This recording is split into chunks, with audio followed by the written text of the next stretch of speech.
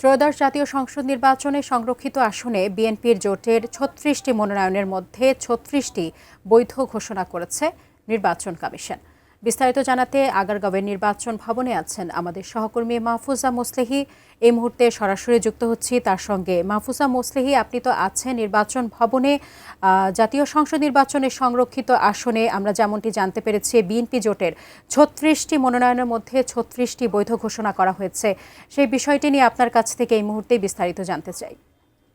যে আমি ঠিক আগের খবরেও কিন্তু জানিয়েছিলাম যে আজকে কিন্তু মনোনয়ন বাছাইয়ের যেই সময় সেটি কিন্তু 10টা ছিল এবং 10টার পরপরই শুরু হয়েছে নির্বাচন ভবনে, যেটি আগারগাঁওয়ে রয়েছে। এখানে কিন্তু বিএনপি জোটের যারা প্রার্থী হিসেবে সংরক্ষিত নারী আসনে নির্বাচন করবেন তারা কিন্তু সকাল থেকে এসে ভিড় করেছেন এবং আমরা দেখেছি যে 36 জন প্রার্থী কিন্তু এরই মধ্যে তারা বৈধ বলে ঘোষণা করেছে তাদের পক্ষে নির্বাচন কমিশন। এবং আমরা দেখেছি যে 36 জনই মোট আসলে প্রার্থী ছিলেন এবং এই 36 জনের মধ্যে বিএনপি জোটের 36 জনই বৈধ বলে ঘোষিত হয়েছে, এটি আমরা বলতেই পারি। আর স্বতন্ত্র জোটের ছিলেন একজন, তিনি কিন্তু বৈধ বলে ঘোষণা হয়েছেন। অর্থাৎ আজকের পুরোই যারা ছিলেন পুরোপুরি সবাই আসলে বৈধ বলে ঘোষণা হয়েছেন। এর আগের যদি খবরটি আমি জানাই যে গতকাল কিন্তু জামাত ইসলামী জোটে যারা রয়েছেন 11 দলীয় নির্বাচনী ঐক্য জোটে তারা কিন্তু এসেছিলেন এবং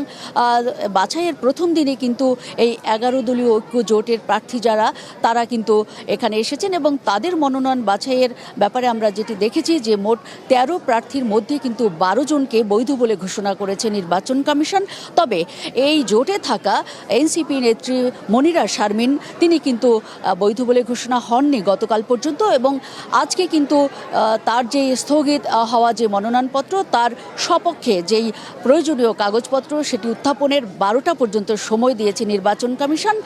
কারণ তিনি আসলে তার যেই নথিপত্র সেটিতে উল্লেখ করেছিলেন যে তিনি সরকারি চাকরি করতেন এবং সরকারের যেই বেতন সেটি নেয়ার যেই ডকুমেন্ট সেটিও তিনি সাবমিট করেছিলেন। তবে আরপিও অর্থাৎ গণপ্রতিনিধিত্ব আদেশ 1972 অনুযায়ী কিন্তু বলা হয়েছে যে নির্বাচন করলে কোনো প্রার্থীকে আসলে নির্বাচনের 3 বছর আগে সরকারি চাকরি থেকে অব্যাহতি নিতে হবে। তিনি যেহেতু সরকারি চাকরি করতেন এবং 2025 সালে তিনি চাকরি থেকে অব্যাহতি নেন, সেহেতু তার এই কাগজপত্র আসলে সপক্ষে ছিল না এবং এটি যদি দেয়া যায় আজকে 12টা পর্যন্ত সময় যে বেঁধে দিয়েছে নির্বাচন কমিশন সেই সময়ের মধ্যে যদি তিনি দিতে পারেন তবেই তিনি বৈধ বলে ঘোষণা তার পক্ষে করবে নির্বাচন কমিশন, এমনটি কিন্তু জানানো হয়েছিল গতকাল। আর যারা আসলে নেত্রী হিসেবে লড়ছেন বিএনপি জোট এবং 11 দলীয় নির্বাচনী ঐক্য জোট সবাই কিন্তু গতকাল আমাদেরকে জানিয়েছিলেন যে দেশ এবং জাতির স্বার্থে তারা কাজ করবেন। তবে বিরোধী দলীয় যেই ঐক্যটি রয়েছে তারা কিন্তু বারবারই বলেছেন যে সরকার যদি গণবিরোধী কোনো সিদ্ধান্ত নেয় সেখানে কিন্তু সংসদে তারা জোরালো ভূমিকা রাখবেন, একই সঙ্গে তারা রাজপথেও লড়বেন ঐক্যবদ্ধভাবে। জি সাজিয়া, এই ছিল আমার কাছে নির্বাচন ভবন থেকে সবশেষ পরিস্থিতির খবর। সাজিয়া।